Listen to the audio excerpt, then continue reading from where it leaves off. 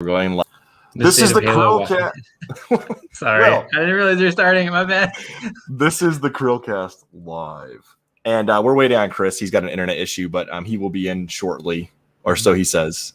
And right now we do have late night gaming, so why don't we have him at least introduce himself? You're muted again. There you go. Hey. Oh no, back to mute. Uh-oh.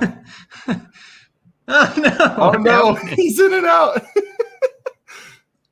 Okay, I'll tell you about his channel. He's he does like really cool random Halo bits and tidbits and stuff, and it's way fun. He talks only about Minecraft, as you can see. Yeah, so, clearly. And he likes to play in the morning. Lots of Let's Plays. Mario Golf. What is it? The Toadstool Tour on the GameCube. That's his stuff right there. That's what he loves. No, he's really into Halo and Destiny and all kinds of other franchises. Like we talked about BioShock for a minute last time he came on, which was cool. Is it working now? You are in. You are okay. good. I'm in. Hi. He's lying. Don't believe him. Oh, you're out again. He's like, what is going on with his mic? Oh, we lost Will. Now you lost my camera. Can you still hear me? I can hear you. You're like the omnipotent voice. It's not me. Maybe we made his mistake going live 5 minutes, going live just now. Could go wrong is going wrong. How is it now? You're good. Okay. Well, we're talking about the MCC. Is it USB? Is it a USB mic? I'm assuming. Yeah, it's a USB mic. I'm like staring at it right now. We had an issue where Roanoke kept like bumping his mic filter, and it kept causing that exact issue. But I don't know if you have a mic mute button physically on your mic. I don't. Oh, hey, look, he's here. Hey, man. Hey, it's him. Hey, we can officially start now. Mm-hmm. Yeah. So what happened? You went from Twitch to like your internet broke? Yeah, I took a shower and then I came out and then nothing was working. That's how technology works, isn't it? Yep, as it does. Yep. Yeah, it's quite wonderful. So we were introducing Late Night Gaming's channel all about Minecraft, and both of these guys have covered Halo over the years. So before I say the wrong things about Chris's channel, why don't I let him introduce his channel really quickly before we get started? Hey, I make things sometimes, and it's not always around. It's not always video game based. Sometimes it is. Just kind of. I don't really know how to sell my channel because it's not even really like the main focus of what I do anymore. But you do a lot with the Snark tank and your PlayStation podcast. That was Sacred Symbols. Yeah. It's definitely more in that realm, but. You know, sometimes I cover news. Sometimes I cover current events. Sometimes when I feel a game is worth my attention, I'll dive into it. I did a quick review of Wolfenstein Youngblood because I hated it so much. I was like, I broke my rule of like not doing a review for that game. Yeah, that would be the game to break your rule for. Yeah, and I did like some Resident Evil stuff too. You can see on screen, but you know, it's mostly like whatever I feel like covering. Yeah, cool. And then a lot of Halo play on Twitch for sure. Yeah. Hey, Twitch is like a whole nother that's a whole nother beast. That's like a lot of Halo, a lot of Destiny. Now, both of you guys stream on Twitch, correct? Or do you stream on Twitch? No? Late Night Gaming, you don't? I thought you did for a little bit. I have a Twitch account, and it has an unreasonable amount of followers, considering I don't stream on it. So, Chris, what do you like Twitch better than YouTube for streaming, or you just do that to differentiate between the two? Yeah, I don't like filling my channel up with streams. I feel like I'd like to treat my channel more like a discography kind of, where it's like, hey, here's a thing that I put a lot of effort into, and that's what you're gonna see when you go on the channel. And I don't want it to be just a bunch of, me eating fucking sushi. and just ranting about something. But that's what the people want. Yeah, I don't know. You hit your sub goal. That is true. Also, just like, I don't know, there's something about YouTube that's because that's where most of my audience is, and there's like hundreds of thousands of people there, and thousands of people show up to any stream I do on YouTube. It's a lot harder to interact with the chat, and it's a lot harder to feel like it's more chill, which is kind of the vibe I want when I'm live anyway. You know. Yeah, the YouTube chat gets a little bit crazy. Yeah. On Twitch, it's a lot more manageable. It's usually like less than 1,000 people, which is like ideal for paying attention. And I don't want people to feel like they have to donate just to interact with me. You know what I mean? Mhm. So Wait, I didn't have to donate those Prime subs? No, I'm just kidding. I'm just messing. I actually realized today that I had not done my Twitch Prime sub to your channel, and I was like, oh, crap. It's been like 3 months since I managed to re-up it. I guess Amazon kicks you out every single time the month ends. But I'm like, oh, so you got to re-up every single month? That's kind of annoying. it is kind of annoying. So anyway, so we're here with Chris Raygun and Late Night Gaming. We're here to talk about one of their favorite subjects, Halo, and the current Hopefully state one of of it. their subjects. I hope so anyway. And we are the CHRILLCAST. If you've never heard of us before, we're pretty famous, No, I'm just kidding. Shut up, Chris. Let's move on to the topic. And so we're going to be discussing Halo in all of its glory. The first question I have is really more for you guys than us. We've already kind of talked about it, although Will didn't get a chance to butt in when Billy said that it was going to happen. But do you guys think Halo Infinite will be delayed? I don't have enough information. I Like last year, what they showed off was so like raw and honest, like warts and all, that you could make an educated guess that, oh, the game's like really still cooking in the oven. It's probably going to be delayed, where what they showed off now was way too like curated and just like specially prepared to where it's like, I have no clue. It was a great trailer. Oh, yeah. But I don't know. I don't know the state the game's in. Yeah, it's a little weird. tricky. I don't think it will, only because I really do feel like if this game was originally going to launch last fall, by now surely they have a game that, even if it's not like 100% finished, can be put out, and it wouldn't be like there's no game that's really finished anyway. Like there's still like there are bugs in Halo 3 if you go and dig deep enough into it. It's just, what is an acceptable amount of, weirdness When is to it occur? done? Yeah, when is it done? Considered done? Like, you remember those screenshots of Spartans in Halo 3 multiplayer whenever they would get like splattered or something, and their like neck would be extruded like 10 feet away from them. And it's like, you could argue it's like somebody probably could have gone into that and been like, oh, we can't ship the game until that's fixed. But like, I feel like the game is in that kind of state where it's like, yeah, there's probably some stuff that could be ironed out, but it seems like it's in a relatively finished place, even with COVID shutting. I think the reason why we don't have a release date yet is they're hesitant to lock down a specific day, because I don't think anybody knows exactly when Call of Duty's going. I think that's literally most That of was it. what this guy said in the chat, London HD. Let me grab him real quick. Hold on.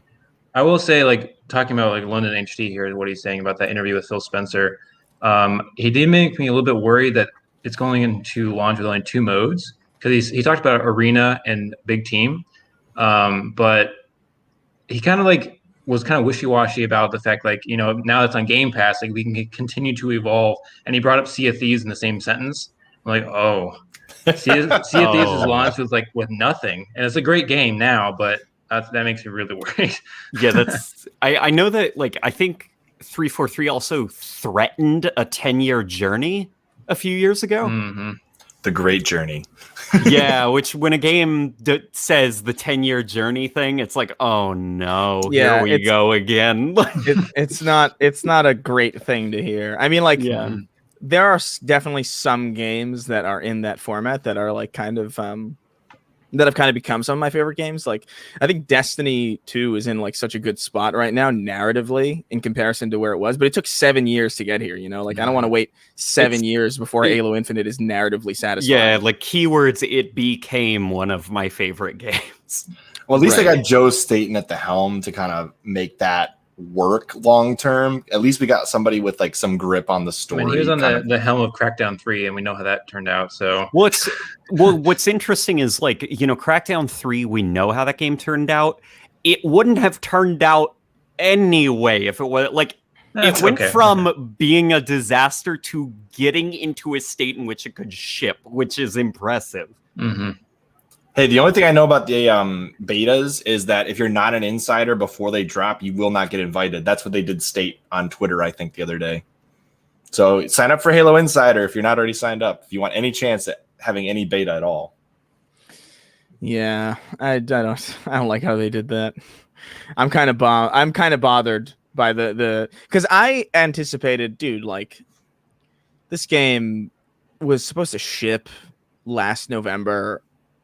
The fact that there wasn't a beta on the day of the Xbox showcase is astounding to me. I feel like that could have just been like a really good opportunity. And if it wasn't even an option that was on the table, then you have to wonder, like, how is the game not in a beta playable state by summer of the launch year after a whole year of delay? Like it's a little confusing that they didn't take that opportunity to really like just jump onto everything, because they could have just dominated the whole conversation.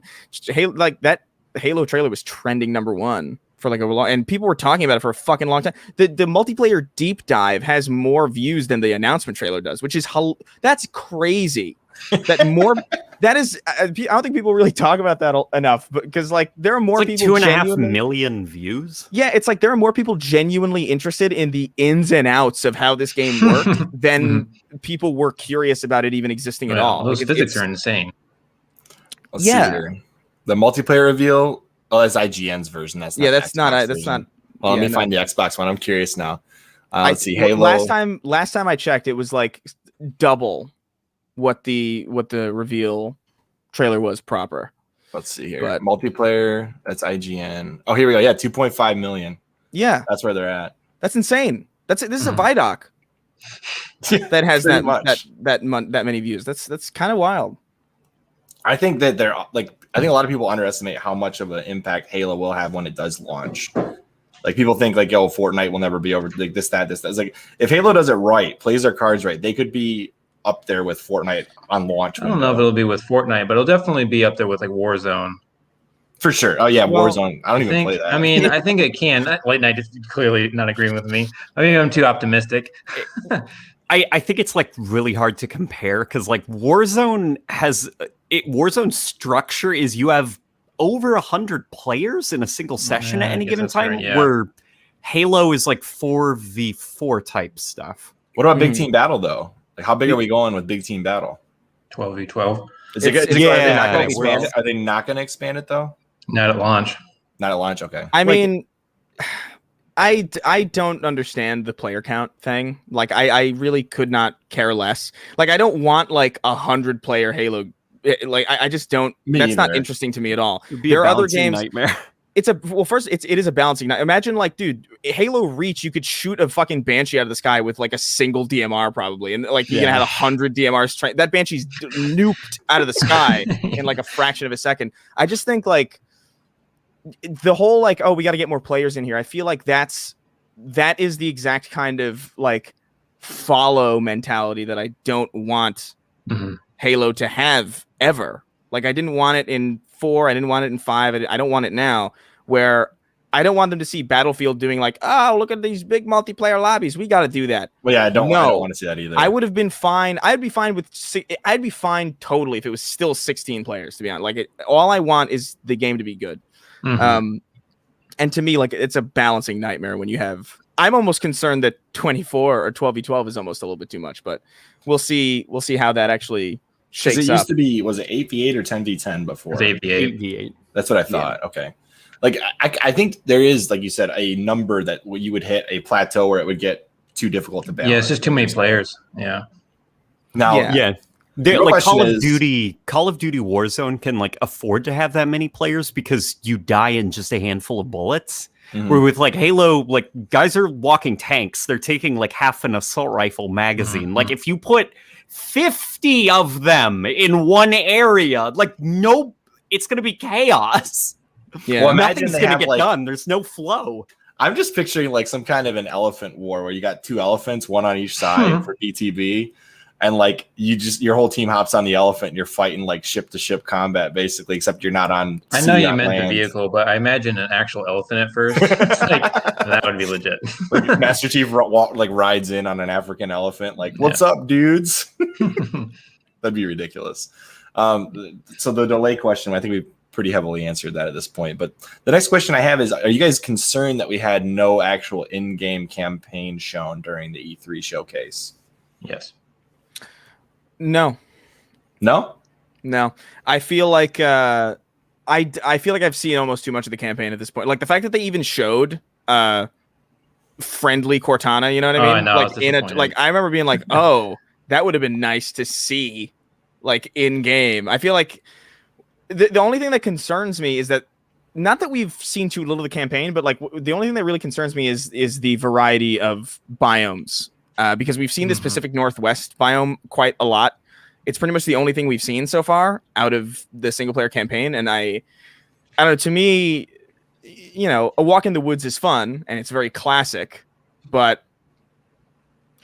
I hope that there's like some visual variety there. Like I want tundras, I want deserts, I want jungles, I want even give me some nighttime, like rainy, like ODST setting, like something else that isn't just the woods. I know that there's a day and night cycle, and this kind of goes to how little we know about how the campaign functions. We know there's like a semi-open world format to it, but we don't know like what exactly it is. We don't know if like there are maybe nodes that like you trigger a cutscene and then maybe you get taken off to a more linear level, like classic level that's like a little bit more varied. Like we don't know how this fucking thing works at all. We just know there's a open world hub and things happen in it, but we don't know if that's where the whole campaign happens. We don't know fucking anything.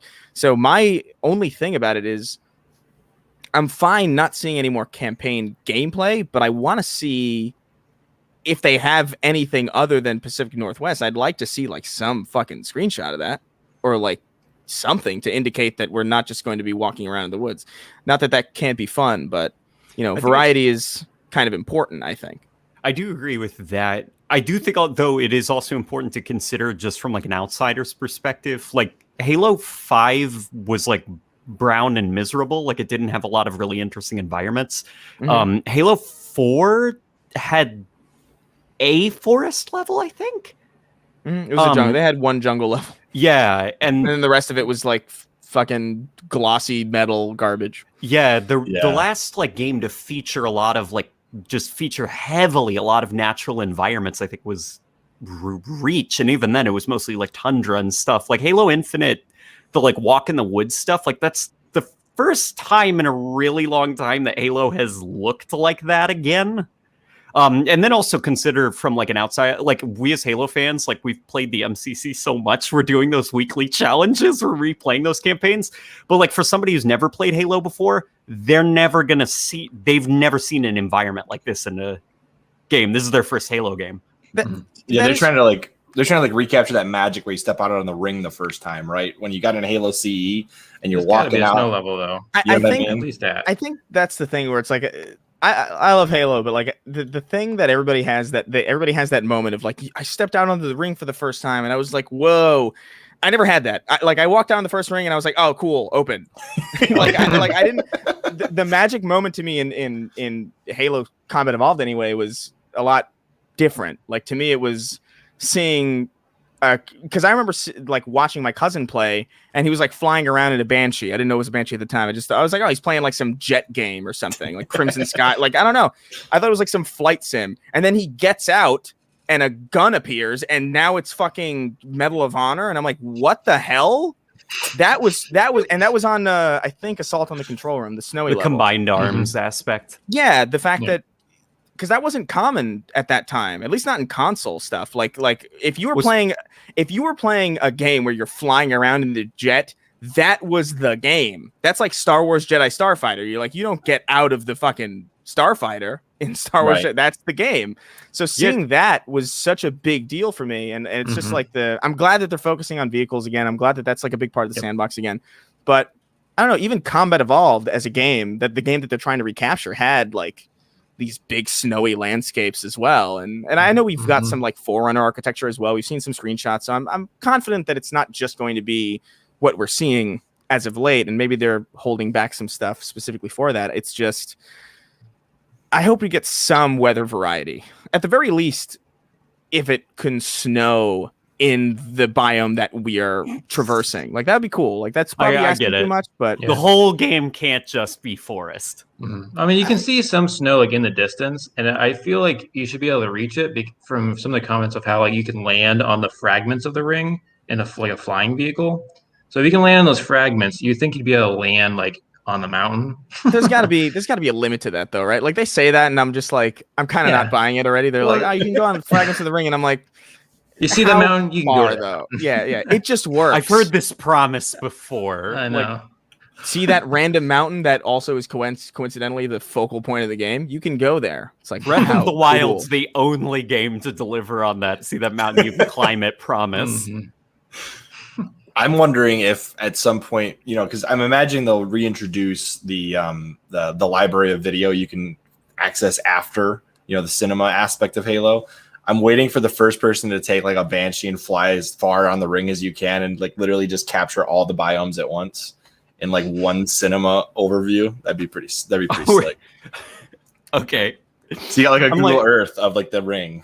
I'm picturing it would be like a video game by it where it's just harsh lines separating the biomes. There's just no transition. It's just, this is snow.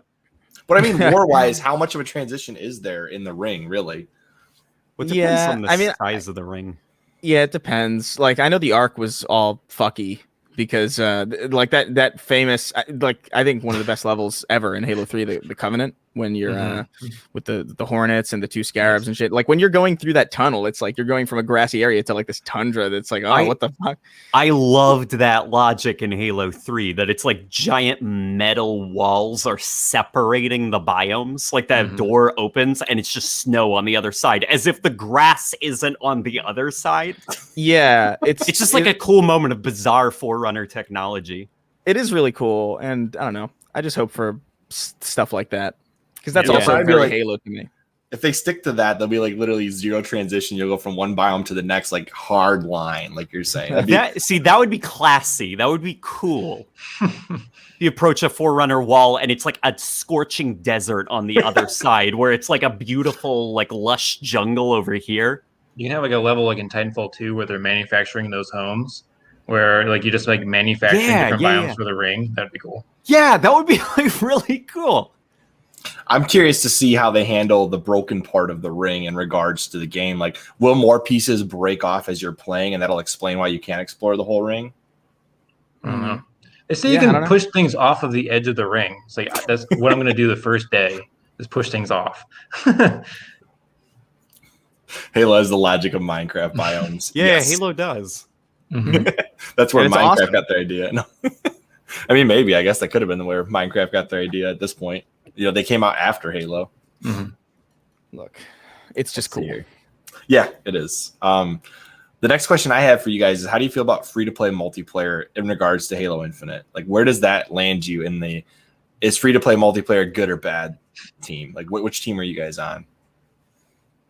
I think it's good. I think overall, like free to play has a bad rap for obvious reasons. But the way that I've seen them, the way that this game looks and the way that it's shaping up, like I don't think my alarms aren't really going off, especially with the way that they're doing this battle pass. My concern is more about the future and like how long will this be great? Yeah. Because like eventually I feel like we're going to start seeing like, whoa, that Spartan looks like Jigsaw. And like that, Yes. That's the one avenue that I worry about. But they mentioned like weird like offshoot stuff that they called like fractures or something, and I was like, oh no. It was like I was like, oh no, here we go. Like, yeah.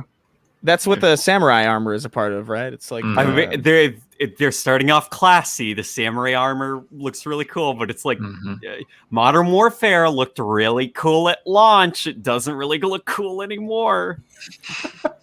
Yeah, I don't know.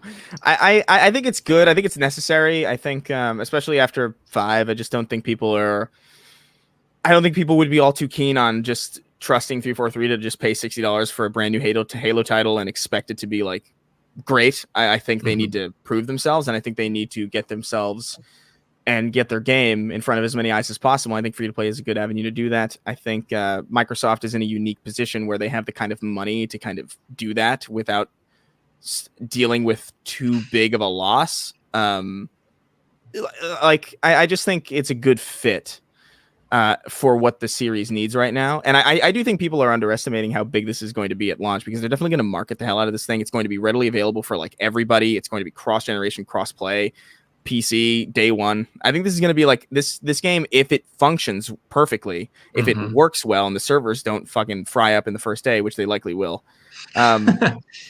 then I really do think this game is going to dominate the multiplayer conversation whenever the time it comes out. And I think that's largely because it's just there's no barrier of entry. And even with Game Pass, like there's a ton of people who have Game Pass who are just going to get the whole package for free. I wonder, my concern, I guess, is if you paid for the campaign, what do you get in the and will it be $60 or will it only be 30? Yeah, like I don't know how they're doing that. I think the reason that, so I saw a tweet the other day that really concerned me. Somebody said, so wait, I'm paying $60 for just a campaign. And I was like, yeah, there's going to be a lot of people looking at it that way. But the question I have then is, do they include like a month of Game Pass with the campaign? Well, you're probably going to get those battle passes. So like, I mean, at least you have to get the first one, maybe the second one to like. You got to give some stuff away. I think, like, even though the campaign is probably worth all of $60, because I believe it probably will be. I'm concerned that people will look at that and say that's a steep price for a single player experience. Well, it is, especially like, not that. I mean, obviously there's a lot of single player games that are $60, but like I think again, you have to take context into account here. The last $60 campaign we got was fucking terrible. So there's reason for people to be concerned about it. And at the very least, like I would hope that, dude, if you buy that campaign, if you buy Halo Infinite as a complete package, you better get like the next year of battle passes. Like that's the only way you can really. Yeah, that's I bought Gears of War 5, like bought it, paid for it, and I was you didn't. You bought Gears 5. That's right. Sorry, it's called Gears 5. I bought Gears 5, and I was pretty irritated to see that I was being treated like a free-to-player. Like the grind was there for me. It assumed that I was in from Game Pass and stuff. And with Halo Infinite, like, you know, I'm gonna buy it. Like, yeah, I don't want to be greeted to like a ridiculous multiplayer grind and the usual free-to-play nonsense, you know? Agreed. I want some kind of way that the game recognizes whether it's a permanent alteration to the way XP works or something. Like, I don't want a skin. It's got to be more than that, because the game's going to be modified in a way to try to drive. But like, I don't want to pay money so the game can constantly keep asking me to spend more money on it, you know? Yeah.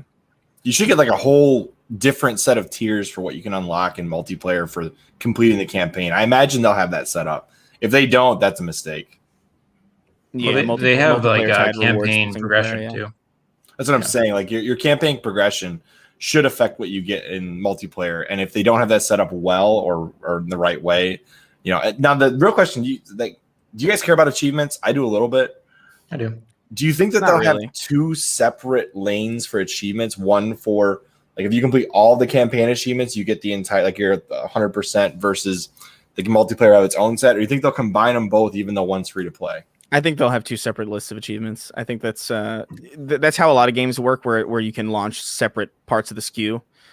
If you can launch like, because I know they're saying like, oh, this game's going to launch as a complete package, and like, fair enough. And they're going to launch on the same day, but they made it. Joe Staten made a specific point to say the campaign and the free to play multiplayer will launch together, which means that they are separate in the first place.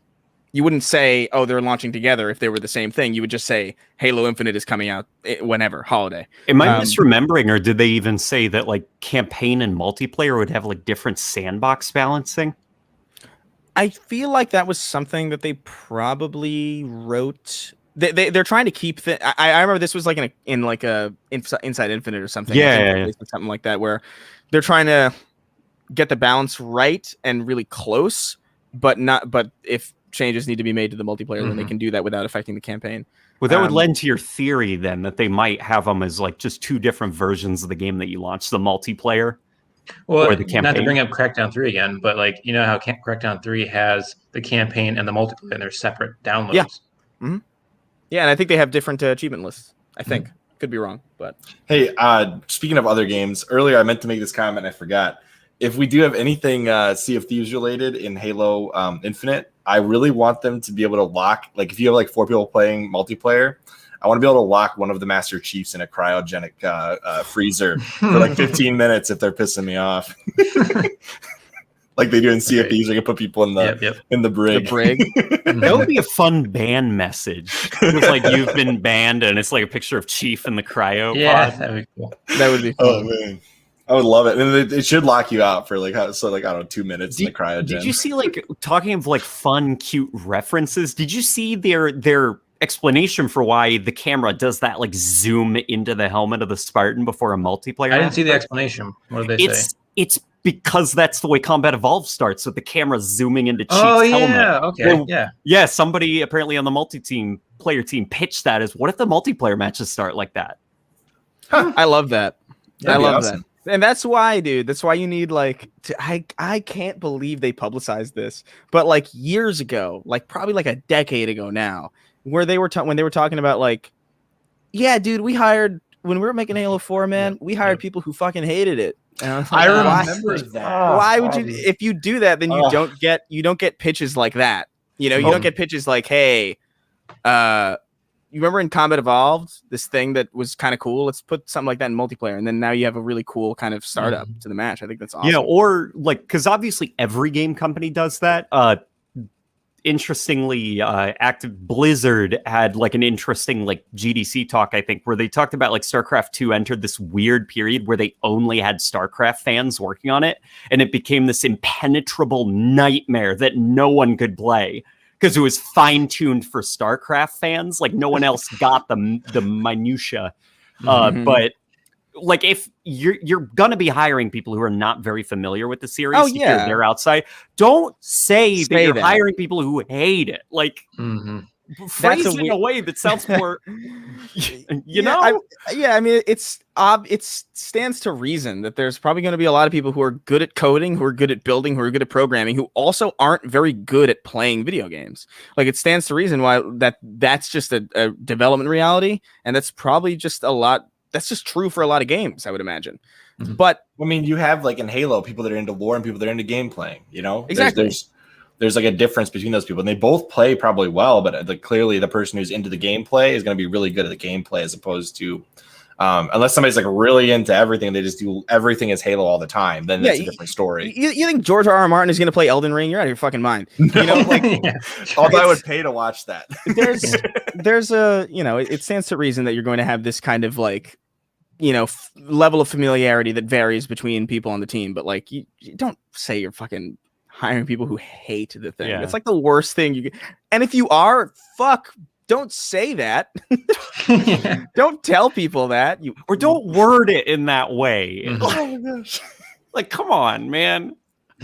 You should say something more like along the lines of like, we've hired people that aren't familiar with Halo so we can change Halo. It's a fresh. Don't say anything. Nobody needs to know who you're hiring. Nobody needs to know that. That's not important information. Like that was on. I can't even remember what the context was where that quote was said, but like I can't imagine there was a good reason for it. Like Frank O'Connor said that. I think it was Frank O'Connor. Yeah. Also, what happened to that guy? Frankie. I haven't heard anything from him. It seems like he says something that's kind of a little bit crazy every now and then that sends the community into a frenzy, and they like lock him in a room for like a couple of months so he doesn't say anything else. He hasn't said anything since nanobots. He's been in hiding since nanobots. So the funny thing about his particular Twitter account that made me laugh, the one time I noticed it, is for the longest time, and it might still say this, it said he was a krill enthusiast, and I was like, dude, you're a krill enthusiast? Let's talk about krill on the Krillcast. No response. So no response. No response. I don't get responses from people. We'll get back to you. Yeah. Probably eventually. Maybe. I don't know. Probably not.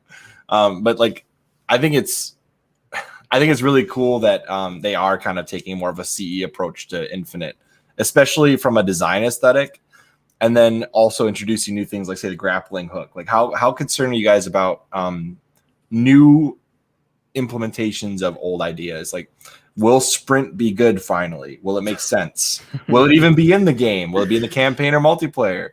We saw the sprint in both, so it's going to be in everything. Like, and I would prefer that, to be honest. Like, I don't want like a fragmented base player trait kind of thing going on where like no one's quite sure what carries over. Like, I would prefer everything be as uniform as possible, and if that means sprint is in everything, then fuck it. I guess sprint's in everything. It looks to me with the fact sprint's going to be in. It's like it's going to happen. It's just I would like them to have an id Software amount of confidence in the fact that they don't need this shit, but I guess that's why it is special. But like, I don't know. I think the main issue, I guess, with a lot of post Halo 3 Halos wasn't necessarily that sprint was there. I think that is a big problem, but I think really the biggest issue is the lack of sandbox focus. And I think the fact that like, hey, everything became about abilities and you've seen that image I share around, right? All the innovations in Halo post Halo 3, and it's like sandbox stuff starts to become less and less, and it's all about modifying the core gameplay of the player. Like Halo 5, the only thing it innovated was now you can switch seats in the Warthog. Which was cool. But that was cool. Why is that the only thing you changed about the sandbox? I know. It's Do more of that. Enough aiming down the sights. Yeah, I want to pick up a fusion coil. Yeah, that's just cool, man. Like I think that's why I'm excited more than I'm worried. It is just like, yeah, there are parts of it that I don't like. I don't like sprint and slide, and I wish there was more an emphasis on crouch jumping, and instead we have clamber, and it's like, whatever, that sucks. That's a big part of the niche kind of play of these games that I think is going to be lost. But at the same time, the fact that they are evolving the sandbox, which is what they always should have been doing, gives me a lot of confidence, especially with the idea that like, hey, we're going to be adding new equipment post-launch and we're going to experiment a little bit. I think that's fun because if something's like catastrophically broken, they've already spent the time making it. So now guess what? This is a custom games tool. And now think about, dude, people are still playing custom games in the old games that haven't had new equipment or new anything added to them in a decade. So like the premise of having a custom games, ecosystem that is kept alive with a steady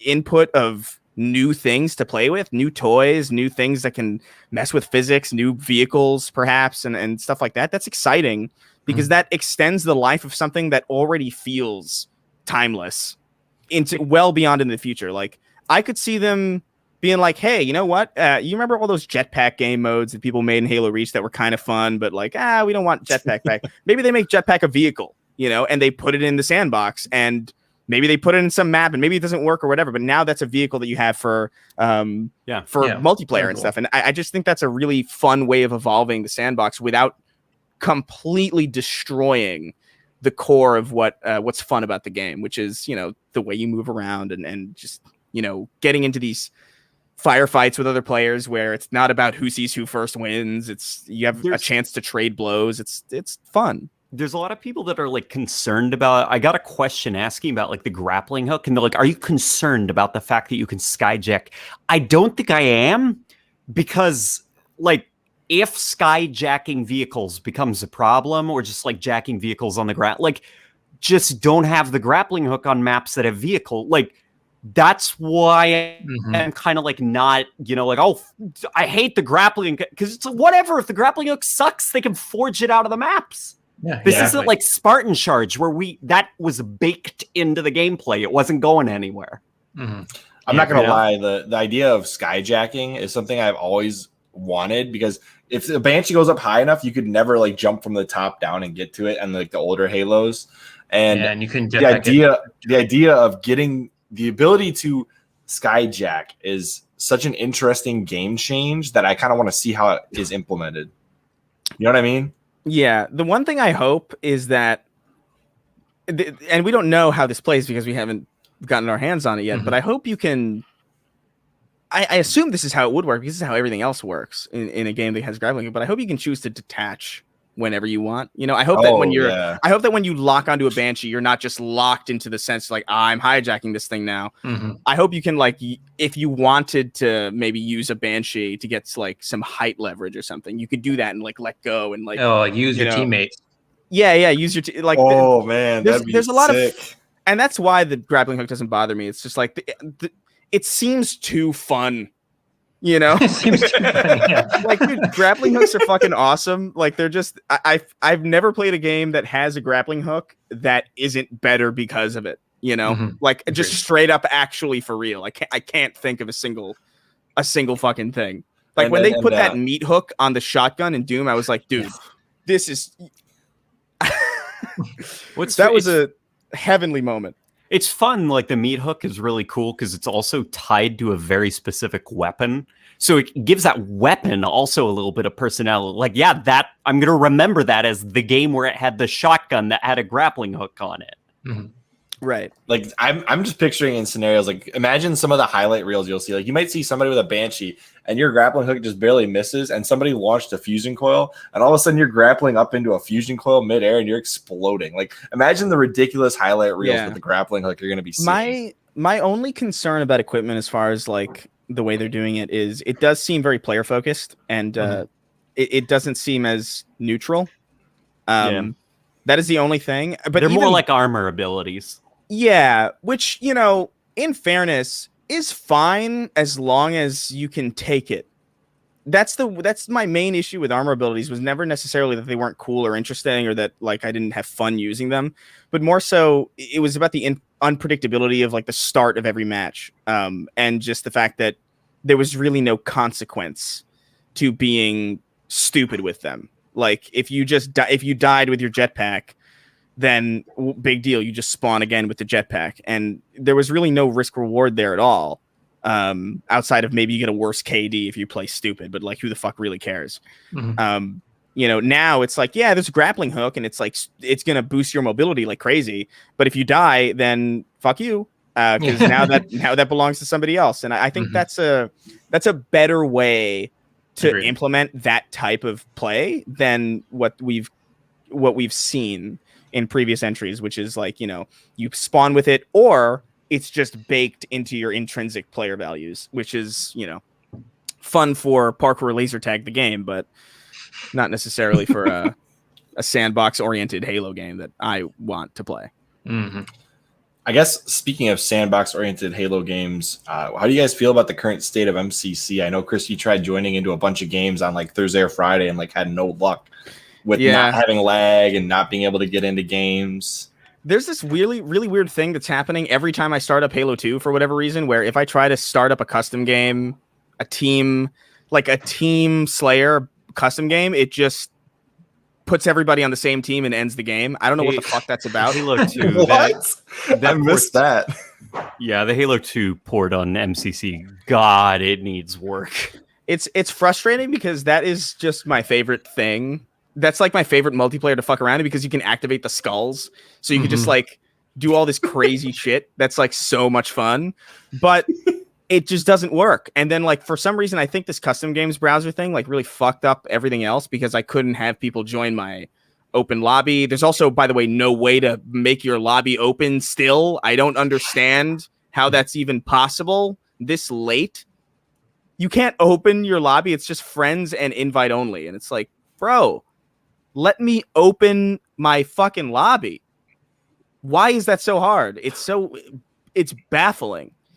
But I don't know. Like that's not really sandbox oriented so much as it is just like server side and just like actual code that's been super fucked by whatever updates they've been doing. But I do I don't know. The MCC pre Halo Reach customs browser was in a pretty good spot, I thought. I've been playing it pretty consistently for a while.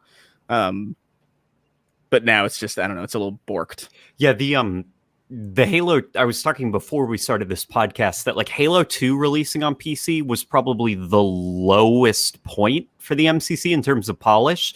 Like that was shocking.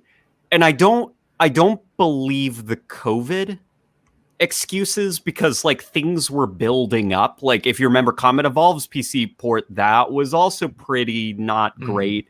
but Halo 2 was like this rock bottom. And after Halo 3, which was like a considerable step up in terms of polish, I thought we were over. I don't know. I was a little bit disappointed with MCC Season 7. I thought we were kind of like done, I guess, with the more glaring lack of polish. Yeah. My biggest disappointment with Season 7 was I got the invite for the beta and somebody somehow swiped it. I don't know how that happened, but I went to use my code and it said this has already been used and I couldn't use it. I was like, what? It was like a huge WTF moment. Like, it's just what in the world? I don't know. My only opinion on this Season 7 stuff and like just the live nature of the game is base functionality for matchmaking and custom games was not worth a new elite head. You know, like I would prefer you just left the game alone at this point instead of just like, hey, here's a custom games browser, but it's only for Reach right now, and it also breaks everything. But on the other hand, though, they are working on fixing some of Gearbox's issues. That is true. They did alleviate a lot of the Gearbox PC graphical issues, which, you know, I got to be real, not my biggest concern. So I was surprised that they were even doing that. Like, that's actually like a huge thing to me. That's cool. That they even bothered doing that, because that's probably wasn't super easy to do. Like getting the Jackal shields to react back to the way.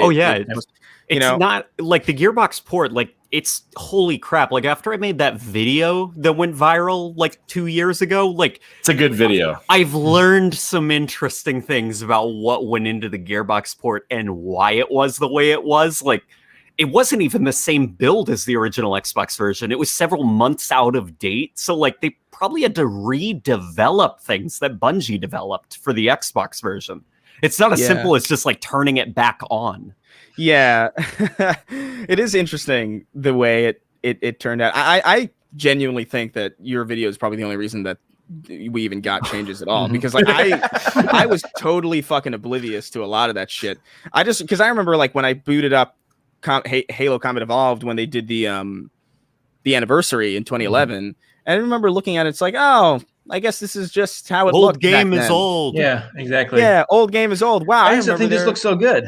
Yeah, I remember there being fog, but I guess I'm stupid. Yeah. But yeah, no, it does look better. You know, it's definitely in a better spot than it was, and that's cool. I appreciate that. Some of the old Bungie devs are even coming out of the woodwork on Twitter and being like, thank you, this has bothered me for years. It's awesome seeing all the work I did back to normal. Apparently there's something really messed up on our Twitch stream right now, so apologies if there's something really weird. Apparently it reads like 0000 negative 778.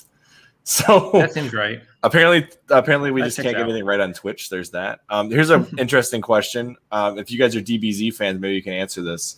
It says, would Goku and Vegeta be able to beat the entirety of the Halo universe, including Didact and the Rings foreigner military? Yes. Yeah. Yeah, because it's an anime and there's no logic to it. What about the Flood? Yeah. I mean, they beat Cell. I guess they beat Cell. Anyways. They always win. Character. Yeah, they always win. They always like discover the power of friendship or whatever, and then just become strong enough to overcome what they need to overcome. Discover an unknown new power level that's even bigger than baboon, something like that. Yeah, there's no you can't put these. It's like when people are like, who would win in a fight, Doom Guy or Master Chief? And it's like, Doom Guy. I'm sorry. Like, what are you talking about? He literally exists to not die. Like, that's his whole fucking character, is that he's too angry to die. If anything, they'd probably be buddies. That's great. Yeah, if anything. But like, just this dude's fighting demons. There's magic. Yeah, you know, like it's like, would a Guardian from Destiny be able to? It's like, yes. Who would win? There's Kratos magic. or Aloy? Yeah, wow. Wow. I wonder. Yeah, it's just like these bizarre fights that people. It's like, who do you think? Who do you think? You might as well just put Floyd Mayweather against fucking George Costanza from Seinfeld, and it's just it makes about as much sense to me. So speaking of that, though, like, how would you guys feel if Microsoft took the Super Smash Bros. Route and, like, for custom games, maybe not ranked, they started adding some of their other shooters to Halo for multiplayer? Like Doom Guy is magically now in custom games browser. So I'm iffy about this. There's part of my brain really loves that, and part of my brain really hates it, because I just want Halo to look like Halo again, and I feel like we finally have it. And just to have like people running around in Gears of War skins, or like you know, Doom Guy skins and like Fallout power armor, that bothers me. If they could find a way to take Master Chief versus Halo 3 Rat, the Rat's winning. But if they could find a way to take like the overall aesthetic and design of like the Fallout power armor that they now own, and like kind of like form it into something that makes sense with the overall design of, hey, I feel like that could be really exciting and really cool. Like I could see definitely like Halo variants of COG armor or like Doom Guy armor, and I could see that working pretty well. We actually saw one of the ugliest Halo 5 armor sets in Halo Infinite, and it looks great because it's the same design, but it's just retrofitted to fit in with the aesthetic of what the game is trying to achieve artistically. And I feel like if they're smart about it, that would be really cool, and I would be totally down for that. I'd be totally down for, like, you know, I don't know, like a Pip-Boy AI or whatever the fuck. Like, do whatever the fuck you want as far as that goes. Dude, but that would be cool. There's a lot of stuff you could do that I think would be fun. But I just want, armor-wise, I want the aesthetic to remain good. You know, like I like the way where it is right now. I know it's not going to be that way forever. Just give us 6 months with the game looking like a Halo game. Then you can have all the neon rainbow unicorns you want. Yeah, exactly. Just to answer London HD's question, we do take like anybody that wants to be on the podcast, just message me. I'm pretty much open to anybody. So FYI. So the next question I have, as far as multiplayer goes, how would you like to see it implemented in regards to a ranking system? What's your favorite Halo ranking system? And do you think that it could possibly be implemented in Infinite? I mean, I really enjoyed 2 and Reach for different reasons. I'm a 3 guy. Same here. Personally, I think 3 did it the best. I think it was very easily readable, like what like a loss meant, a loss in this amount of experience, a win meant this much in experience. This is like, here's the soft and like easy to understand military ranks. Here's the skill based rank, and also here's a social playlist if you want to just fuck around. I think that was like the best way. I Reach was cool, but it felt way too grindy to me. Like at the end, I was like, bro, I've played like 700 rounds and I'm only like a quarter of the way to general fucking, you know, it began to feel a bit ridiculous. Yeah, I like the fact that I could still rank up through the campaign though. Yeah, that was cool, but it was pretty negligible, the amount of, you know, experience you actually got. It felt a bit pretty egregious towards the end of Halo Reach, but I think 3 is where you want to build off of. In general, like not even just ranking system wise, I think literally everything you should build off of 3. Okay. Chris is like, we want Halo 3 times 2, the next one, the next Halo 3, Halo 3 anniversary. No, if you just don't change anything, I'd love a sequel to Halo 3. Yeah, finally. I think that's why I'm so excited about this thing. It's just, it feels like, it really does feel to me like, oh, they're evolving Halo 3, which is what they should have did, you know, like. And I gave Bungie a lot of slack because Reach was like this prequel. It was like, it was a main game, but not really like a continuation. They kind of had they had a little bit more license to kind of fuck around with things and kind of experiment. Invasion was cool. So like, you know, there were things I was like, all right, well, this is experimental. It's Halo Reach. It's not Halo 4. So they have some leeway to fuck around. It's very clear in retrospect, by the way, that Reach is massive testing ground for Destiny in the way that they built that game. That makes sense, yeah. But, you know, when Halo 4 came around and it was a sequel to Reach, I became confused. Me too. Because I was like, wait, that was the wrong one to build off of. I don't know. I just think 3 is like a really solid package overall, and you'd want to kind of build off of your strongest player. And I think Halo 3 is that. And I think this looks like Halo. It looks like a sequel to Halo 3. It does. It looks like the first proper one that we've had because it looks like it again. It's evolving the sandbox again. I think it looks in keeping with the traditions of what I would expect a sequel to Halo 3 to look like. It's also like not just about like the Halo 3. That's the one I really like. It's more also about the philosophy of it, which is like the thing that you pitch your game as is there's a lot of stuff around the player that the player can pick up and use or drive or whatever. Like the thing that you're selling your game on is you have this ridiculous sandbox beyond the player. And ever since Reach, Halo began drifting more towards like, we're baby Crisis, you know? Yeah. It's a good way to put it. Yeah, it's like that. I don't buy Halo so I can play like a game that just makes me want to go play Crisis. Like, I want to play Halo because I want like these ridiculous sandbox encounters and all these stupid like vehicles and weapons and gadgets. Like, some of them aren't even good at killing; they just cause chaos. Yeah, this is a true statement. Like 4 began before Reach was released, so that makes sense why 343 would. Also built it off the Reach engine, so that's why a lot of the mechanics are similar. I mean, also I agree with Roger Chili Dog. Late Night Gaming, your videos are awesome. Yeah, I don't know. I know that they obviously started earlier, and I know that, but they still built off the wrong thing to me. Yeah, like, they still screwed up. Yeah, and by the way, it's not necessarily, hey, it's built off the Reach engine, that's why it has Reach mechanics. The engine doesn't necessarily, like, I don't buy for a second that if you have access to the engine, you can't just make equipment. I just don't buy that. Like, they're developers. They know how to design decision. Yeah, and Reach is just a modified version of the 3 engine anyway. Like, don't bring that up. No, it's not. Did I hear? So I gotta ask this question. I know Late Night Gaming knows the answer, so I gotta ask it. Did I see correctly that we're returning to a mature rating and they are adding blood back to Halo finally? Unconfirmed yet. It might still be a teen rating, but there is blood in the trailer. It looks like it's still like Halo 5 where it doesn't leave decals on the ground. Because I saw blood spray out of a Spartan's head and hit the ground and there was just nothing there. And how do you think that like going from mature to teen hurt the Halo franchise?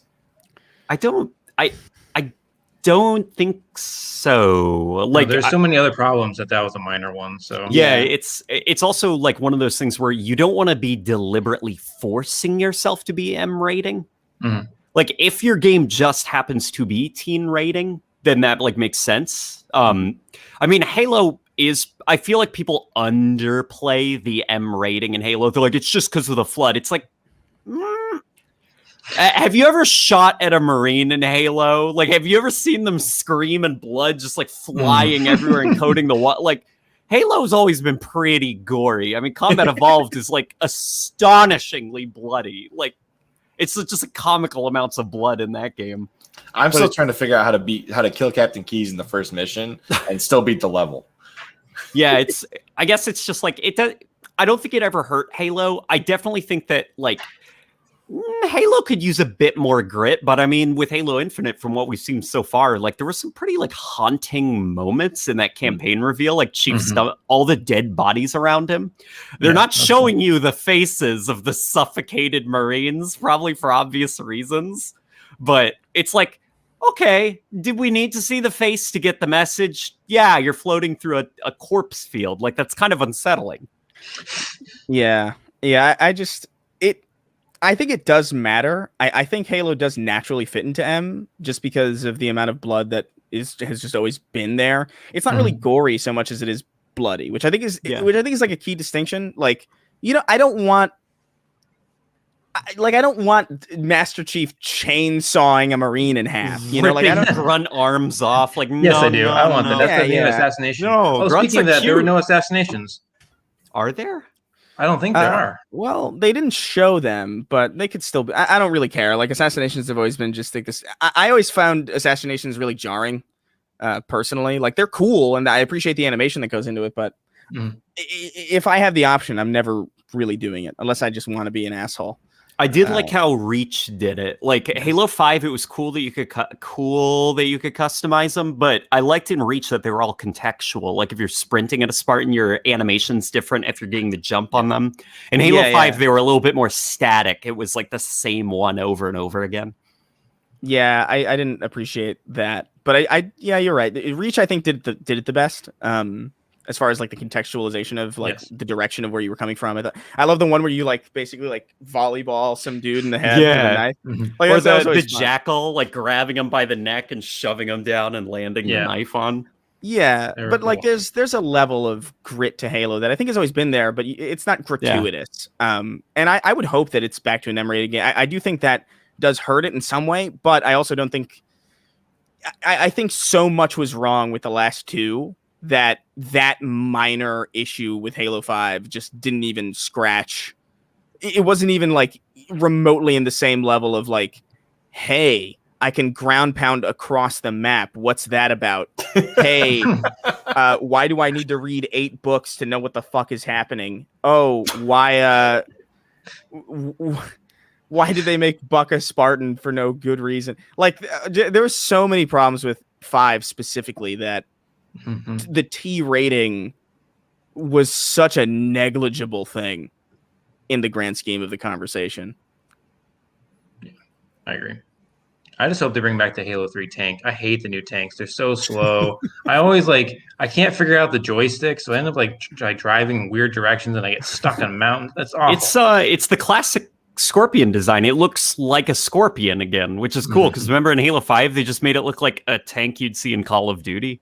Yeah, like the rocket launcher too. That weird rocket launcher design. The reason it's called a Scorpion is because it looks like one. You've got the 2 tank treads in the front; really? Those are the claws, and the raised turret at the back. It looks like a tail in the sting position. That's why it's called a Scorpion tank. So I don't know why Halo 5 just made it look like a generic military tank. Oh my god! I love the new Wraiths too. They actually look like the old Wraiths again. Yeah, the Wraiths look cool. The Wraiths do look cool. The mortar on the Wraith looks a little weak sauce, but yeah. Here's to the day where we get to paint levels in red, cyan, purple, and orange like in C. Yes. You know what would be fun? This might sound really stupid, and it's probably like a really bad idea, but it'd be kind of cool if you could customize your blood color. like if you could have like grunt blood. That'd be cool. It's like this whole existential question. It's like you shoot a Spartan and he bleeds like a grunt, and it's like, wait. Oh yeah, the luminescent blood spraying on the wall, or like you go all Battlestar Galactica, and you're like, what? This guy was actually a robot. Whoops, he's a Cylon. Well, dude, because I think about like those like hilarious colors of blood sprayed across Combat Evolved. And I'm like, that's a really Halo thing to me, like the multicolored blood like caking the walls, and the fact that like you're just humans in multiplayer, like I get it, it's like that makes sense, but it'd be kind of cool to have that feeling in multiplayer, even if it's not going to make a ton of sense. You know, I don't know. Yeah, I like it.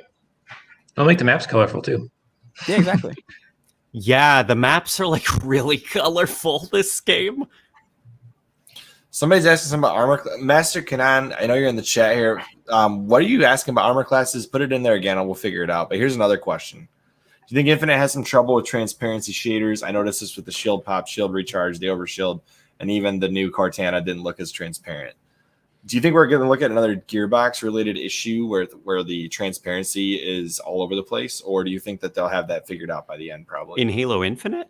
That's what they said, and probably in the trailer, I'm assuming. I think so. The Gearbox situation, the shaders were glitched. They were not working as intended. Where with this, it's like art. It's not an issue with the shaders being bugged. It looks like it's deliberate art decisions that maybe could use a little bit more refinement. Yeah, that's what it seems like to me. It seems like an artistic choice. Which, by the way, I kind of agree. I think Cortana looks too solid. Like there's like a weird. It looks like a person instead of like a weird kind of imperfect holographic display. True. Yeah, it seems like the older the games get, or not older the games get, the higher number game we get, the more Cortana turns into a blue person, and as opposed to she was just a blue person in 5. to the point that she's got like shadows and stuff like Fortuna. under her arms, where it's like that's weird. That like it's a hologram. Why is it like casting shadow on itself? Like that seems kind of weird. Yeah, I feel like the 3 design was like the best because it was like noisy but it still like was really detailed and you can tell she was harsh looking in Halo 3. It was all like straight lines and stuff. Yeah. And one thing I did notice in the 343 games were the holographic things, like the moving code, for whatever reason stops at the head, and I'm like, that's always it's really jarring to me. Like, it's very weird. Yeah, I know everyone likes the Halo 4 Cortana design. I hate it so much. Well, what I don't like about it isn't that I think it's bad. It's just a different take on Cortana as a character. It makes me so uncomfortable to play that game. Bungie was inspired by, if I remember right, like Cleopatra, like depictions of her, like the harsh eyeliner and stuff, the sharp edges, spiky hair, like. So that was always like the vibe Cortana gave off. There was just this like. That's probably why she translated so well into that Halo anime thing, Halo Legends. Like, she's very like stylized looking, and so Halo 4 just like normal woman, like no stylization at all. She just looks like a person. It was a little bit weird. Yeah, it was a little jarring. I didn't like Halo 4 Cortana only because it's like I feel weird for saying this, but like. Throughout the entire trilogy, it didn't once occur to me that Cortana was like some naked woman. Yeah, me either. Not once. Same. Not once. And then like in 4, I'm like, oh, this is hot. Like what? Like this is a very weird thing to just suddenly foist upon me like this. This is like jarring. It's RE8 all. Yeah, and also just like I think it was also extra jarring just because everything else also looked so bad. But that's just I don't know. I'm not gonna get into that again. For the 10 millionth time. Oh my gosh. Did you see this? No shame, brother. No shame. So before I ask the question that's going to spiral this conversation out, I'm going to let Will ask the question, and I will be literally right back. But I'm sure Will has at least something on his mind. I'll be back within 2 minutes, I promise. All right. Okay, so I'm sure you guys have already covered this in videos or talked to other people, but out of like every vehicle that like from the previous Halo games, which one do you want back? Falcon. Oh, I would love the Falcon. Falcon. Yeah, that's a good answer. I would have said the chopper, but like I've known about. Yes. Maybe the elephant? The elephant would be cool. Yeah. What about any Halo Wars vehicles? Like the blisterback? I think that'd be kind of cool. I think it depends on if you could make it creatively interesting, because like all of those Halo Wars vehicles are awesome, but so many of them seem like they'd just be more of a vehicle that already exists, you know? Yeah, that's fair. Yeah, I mean they're different games, you know. They tailor to different things entirely. Like that's not a problem in Halo Wars. It's an RTS. You've got to have hundreds of units and stuff. Yeah, but like in a first-person shooter where it's like a very sandbox-oriented kind of game.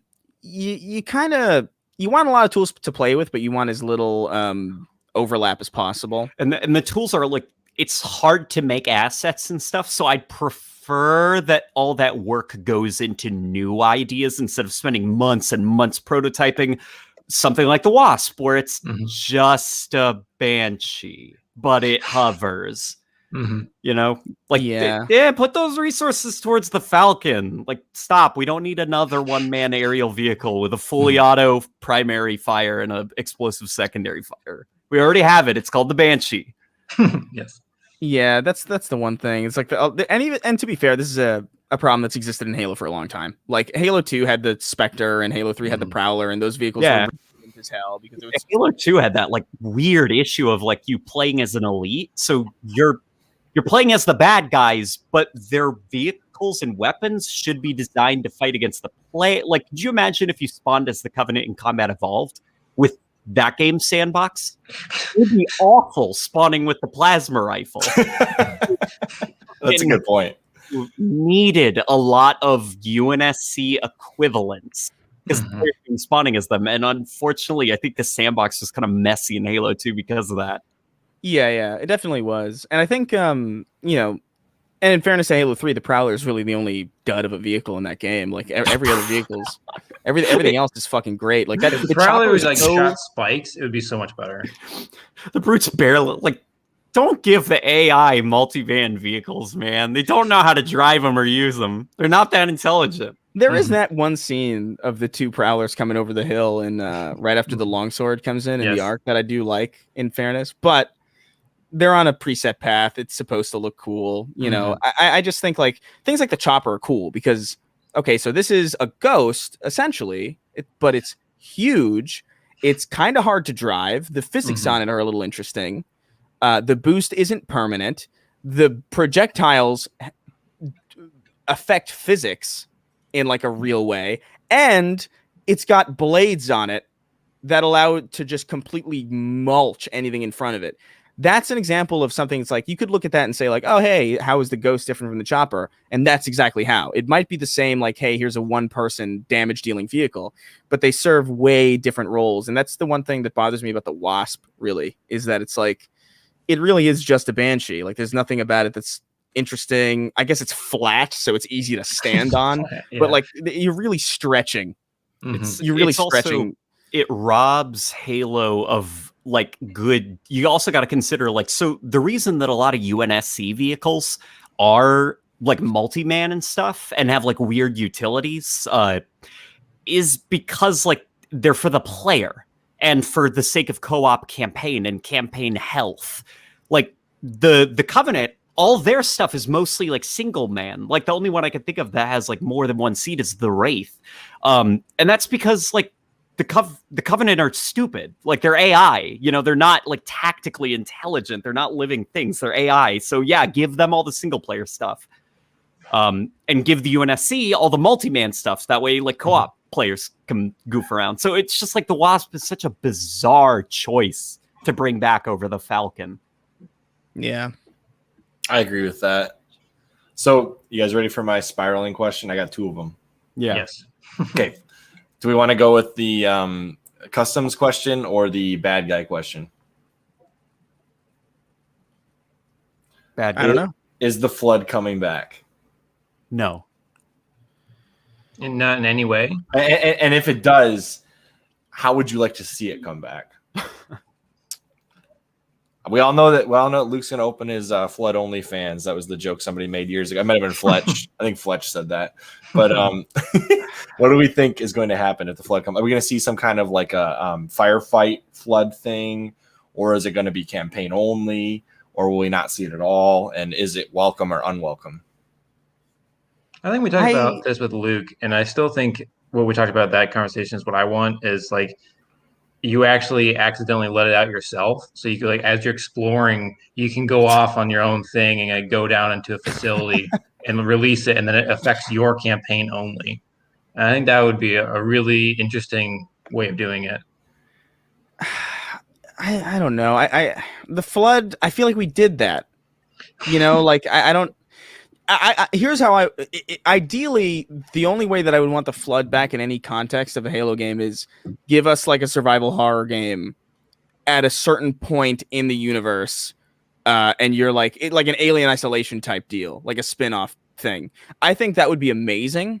Especially like I didn't even really think about it for a long time because like the flood's always scary. It's like whatever. But I think that oh my god, what is it? The terminal where Captain Keyes is getting like his mind usurped, and like you get to hear like his like last thoughts and shit. It's like this is fucking genuinely haunting shit, and I would love a game about this vibe exactly. I think it'd be really cool. I think it'd be like a really great way of offering little spin-off experiences without necessarily having to continue like the Chief's main story. Like it reminds me a little bit of like how the Coalition made Gears Tactics, where it's like, hey, here's a weird offshoot that you wouldn't expect. And it's like, oh shit, this is great.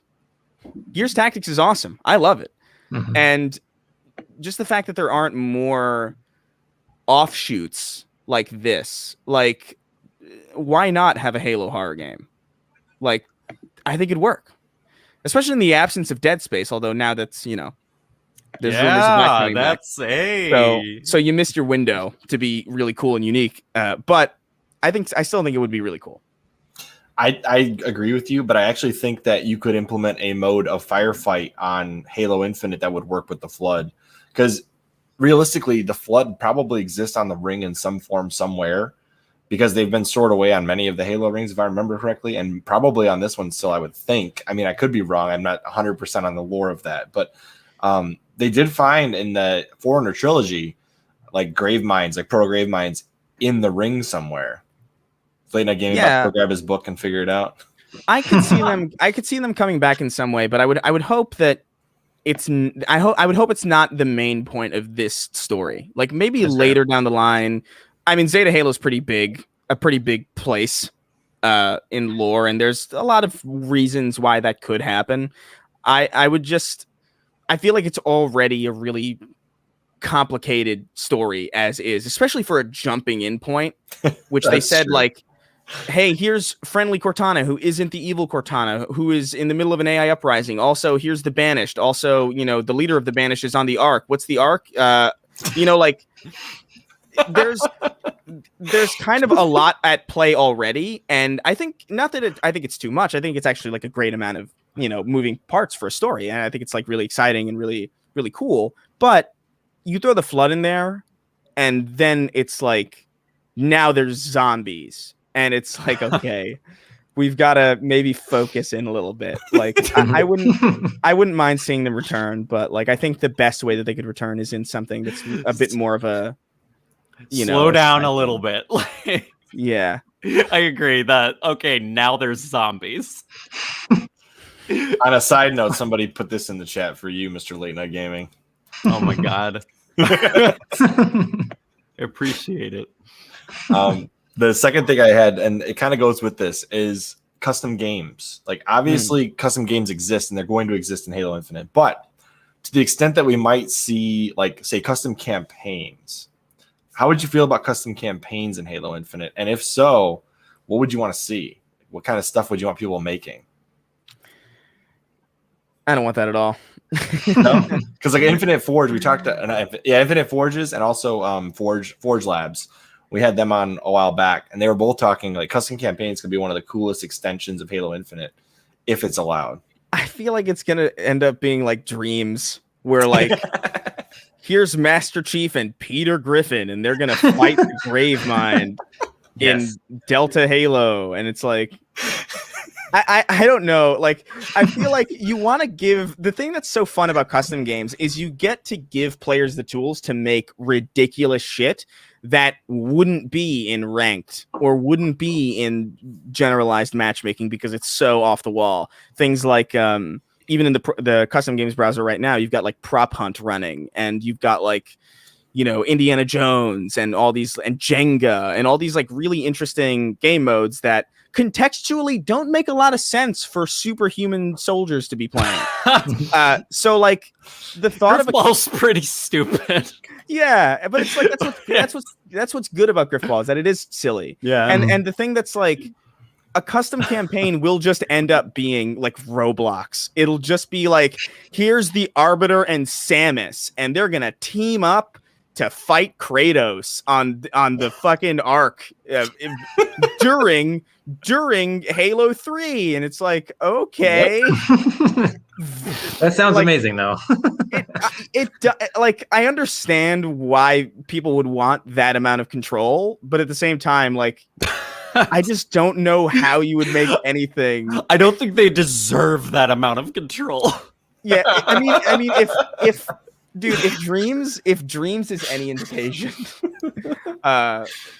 if Dreams is any indication, people's creativity needs to be reined in a little bit. Tactical limitations for their sake. I'm just imagining somebody programming like a playable Gravemind. Like, can you imagine? You're just like rolling through the ring, like, I'm gonna take this marine and this marine. Level they always wanted. That'd be cool. Oh my god! All right, we're gonna answer this guy's question because he's asked it like 4 times. And we just want to, I just want to get it out of the way. All right. So it says, would the Chief be able to fight Class 18 armor Forerunners with his Class 2 armor Mjolnir? And will humanity be able to build a Class 18 or higher Mjolnir armor to one up the old Forerunners? No. Also, by the way, it sounds like something like an entire lore video could be on. Can I say something about the fact that they threw a guy with telekinesis into Halo at all is astonishing, and I don't know what the fuck they were thinking when they did that. Like, here's Master Chief versus a person who can levitate anything, and it's like, oh, he loses. Like he doesn't win. Like, that's just not. It seemed like such a baffling decision when they did that. And it still is to this day, and I don't think it ever really. That ending was baffling with the Cortanas coming out of the bridge. Like, I enjoyed the narrative until that point, and that game lost me in that moment. Should I pull it up again, Will, just for the sake of showing it? I think there was potential, like, so the didact I do think was kind of like silly in execution. Okay, if they wanted to do something kind of classy, don't show the didact's face ever. That way, it's kind of like Chief. You never see his face. You know, you also preserve a bit of the mystery of the Forerunners. But I also, it did get a little bit tiring seeing Chief being floated. You know, It's like, okay, we're still doing this. Okay, it's just a threat that there's no way he could. You can't. He's a super soldier, and that's cool. But like, you're not gonna win against somebody who can fucking has telekinesis. That's such a out of. It even feels completely out of universe. Like for Halo, like somebody that could just like. With their mind, just lift people. Like a grunt can't do that, you know. Like we've had relatively. I mean, you know, Halo's pretty like out there operatic sci-fi stuff, but for the most part, I feel like it's been relatively grounded in the sense that, like, you know, there's no like fucking magicians running around. At least for the Forerunners. It was weird. Like, if you have something completely new, then I think it's like, okay, let's like see a new side of the Halo universe. But like, we haven't seen Forerunners doing stuff like that before, which is why it was kind of weird. Yeah, but like, also, like, how do the Forerunners? How do you even remotely lose to a fungus if you can can just, you know, like. It just like we've gone full anime, guys. It just breaks my brain, like, to think that, like, oh, this race of people that could just lift people with their minds and just manipulate space time around them lost to a fungus. Like, I just can't. Like, the moment that he lifted Chief up, I was like, wait a minute, this whole universe makes no sense now. like why this part right here, huh? This part bothers me to no end, man. Yeah, it is a little bit weird. It's not the worst part of Halo 4. The worst part is obviously when that angel hologram ghost. Like, I can't see the didact walking around a combat evolved. Yeah, it's no, like he's so out of place. And this is Will's favorite part. Cortana coming out of the light ruined bridge. the whole game for me. This scene, it's just like, what is happening? One of my favorite shots of Halo 4, not because it's good. Is there's this shot? Do you remember the AC-130 scene? What? Do you guys remember the AC-130 scene in Halo 4? It's at the. It's right after Chief gets his anime power-up boost. When he gets his evolution sped up by the librarian lady, and it's definitely not going to be. I know. I just thought it might come up. All right, hold on. It's the Mammoth mission, and at the end of the Mammoth mission, you take control of a missile. And you aim it in the center of this gravity well, and then Master Chief awkwardly stands, looks at it, and then turns around and walks towards the camera like a man leaving a bodega. Like, it's the least interesting. It's like, it's so Halo fucking weird. Halo 4 is very like, end. Halo 4 has like a lot of polish in some areas, but then there's a lack of polish in areas that unintentionally make the rest of the game look really cheap, specifically explosions. Halo 4 has bad looking explosions, especially that giant gravity well, how it just like falls apart like it's made of like paper. Like, There's just Yeah. no that's weight. the part you're talking about. Okay. Yeah, it's at Like- the end. It's at the gravity Yeah. well mission. So it's at the end of that mission. So it's like It's probably very middle. weird looking how fast it like falls apart. It's a I very actually used that jarring exact cutscene in my Halo music video I did. Believe it or not. Because he just like walks away like all nonchalant, like, oh, whatever. it's I was on a walk today, actually. Mark Dara of BioWare, I think. He has a YouTube channel where he basically talks about game development from his perspective in the industry. And he was saying, yeah, that's a problem that you run into, inconsistency and fidelity, where you can accidentally make your game look worse. Look at this stance. It's like, whatever, man. I'll never be able to unsee that. He looks so shitty. Like it looks so not heroic or anything. It's just like, he's just like, whatever. There it goes. That scene really stands out to me, man. Like it's like I've never seen something so mundane. Oh, like, there's the broken lighting. Oh yeah, the broken lighting from MCC. Mm-hmm. Isn't there a scene in Halo 4 where they're like, I need to get the code or something, and it's like completely broken in MCC? No, I don't know. What do you mean? That doesn't sound familiar to me. Okay. I need to get the code? What do you mean? I thought there was like a scene where he's like, I need the code or something like that. And I think isn't it this right here where he's talking about he wants the code for Cortana? No, yeah, look at the background. Oh, that's There's right, no shadow. There's no shadow anywhere in the environment because it's busted. Mm-hmm. Yeah, I remember the scene actually looking good in the original 360 version. Yeah, it's and it's like completely broken in MCC. Yeah, the 360 handled the lighting for Halo 4 in a very specific way. So when they transferred it over to the Xbox One, just this scene broke. All the lighting was just gone. That's why it looks like this. It looks like a gray box. Yeah, it's like bizarre looking. This looks terrible. And they're all illuminated like yeah, they're correctly. All shaded properly. The guy in the chair, he's got shadow on him.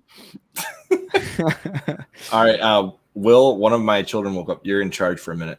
Sorry. Okay. I think a question from the chat then. Would you enjoy DLC campaigns? Oh, wait a minute, not campaigns, but just how about DLC for the campaign for Halo Infinite? Oh, yeah. Yeah, I think that's what they're going to do. Mm-hmm. You know, I think that's how do you have a 10-year game if you're not going to... That's fair. You know what I mean? Well, what do you think what's the scope of it going to be? Do you think it's actually going to continue the story? Is it going to be like more Spartan Ops-esque missions? I'd hope not. Yeah. I would. It's weird because on some level, I kind of think that the chief needs a rest, like the poor fucking guy. But I would imagine that future campaigns will probably be, you know, the chief or you know, a continuation of whatever the hell happens at the end of whatever this primary campaign is going to be. It would be cool to see, you know, ODST type spinoffs in Infinite, but I don't think that's really. That seems like a big. That seems hard to do to the degree that I think it would be a lot simpler and a lot probably more interesting to the general population of players if they just continued the chief doing whatever the fuck he's doing. Maybe he goes to like I don't know, fucking Best Buy or something. Fine. Okay. I'm also just interested, like, from the mechanical front, because like Halo Infinite's campaign is going to come out, and I assume it's going to be like. It's going to be what it is. We don't know if it'll be good or bad yet, but they've already got like all the tools there and stuff. Like they're not going to go make a sequel. They've got the engine now. So whatever they make is going to be in direct response to the feedback they get from the campaign. So it's like the lower production value because the tools are already there. So I'm interested to see how the DLC gets better and better as they like refine and hone in based on community feedback. Like I want to fight things, and I'll pay money to fight more things in different environments. Okay. Yeah. Do you think we'll go to the Ark via the same portal that the Banished used to get to the ring? No. Yeah, it's a very declarative statement. Okay. I mean, I don't think I would like that. I would like to see the Ark again, especially like given the context of like what is there and like how important what's happening there is. But I just don't know if that's something that they're. This game is already really heavily based on Halo Wars 2, and I don't know if I don't know how they're going to if you went to the arc, you would have to be introduced to all these new characters that presumably like new players. Well, what of the about series. as like a DLC, like end of the campaign? You have another like 6-hour campaign. I could see that possibly happening. It really does all hinge on how centralized this open world is to the campaign, which is the thing that I just can't figure out. I don't know if this is going to be a Far Cry situation or if this is going to be a situation where it's an open world and you go to different story missions and those story missions take you to linear levels. Almost like almost kind of like the way that ODST did it, you know, where like, hey, here's an open world and you can kind of traverse at your own leisure, but like you go to these certain points and it'll take you to a linear mission. And it's a linear mission that is different than what you've normally seen. It's got different lighting. Obviously the one in the Oni HQ, that's the one that I think of when I think of like how this could be done. It's like you spend most of the game traversing through New Mombasa, but then you get to that one node and then now you are across a bridge that is no longer there. So you're playing in a new area. You're playing in an area that is not seen in the rest of the game. And it's linear, even though you got there through the means of like an open world level design and like a chapter sequence. I feel like that could be cool. I kind of hope that's the way they do it in a way. They like kind I hope of it's like hinted maybe that might be sort of how it goes, because they said that you can't just skip ahead to like the last story mission. That you had to like do it, some of them in order, and they also said like some levels will be linear, if I'm not mistaken. Yeah. I mean, I think that's how they're going to do it. But like, if that's how they're going to do it, then I can see anything happening in DLC. You know, it's just a matter of like, if it's limited though to like what can happen on the ring, that's a different story, because that, you know, that limits it severely. I don't know if they would want to impose those limits, but we don't know yet. So yeah, exactly. Sorry about that, guys. Anyways, Stop having a life, Chris. No, it's a long story. I'll explain after the stream. But I'm trying to think if there's anything else we need to cover. Is there anything in the chat that was coming up, Will, that you saw that was interesting? I asked one, then I stopped looking. Or is this one I said? I really hope it's not a Far Cry situation. Well, for example, the Far Cry like custom games was completely broken. So there's that. Like you literally could not join your friend's Far Cry custom campaign mission. So there's that. But let me see here. There was one more thing. Would anybody from Halo Legends be able to fight like Cal 141? who the fuck is that? The answer is no. No. I don't know who that is, so no. Hey, here's a good point. If everybody watching right now hit the subscribe button, we'd be at 1K. Oh my gosh. You Thanks. should probably try that. Thanks, buddy. That'd be great. If y'all hit subscribe, we'd actually get monetized. That's a cool logo. Hey. What was the hey? Was that because I said that? Yeah, you're right. Oh, okay. Yeah, I didn't even realize we broke 100 for the stream, so that's amazing. So yeah, shout out to everybody stream. watching. It's been fun. Chris and Late Night Gaming, do you guys have anything you want to ask or add to the stream? Oh man, I just hope this doesn't suck.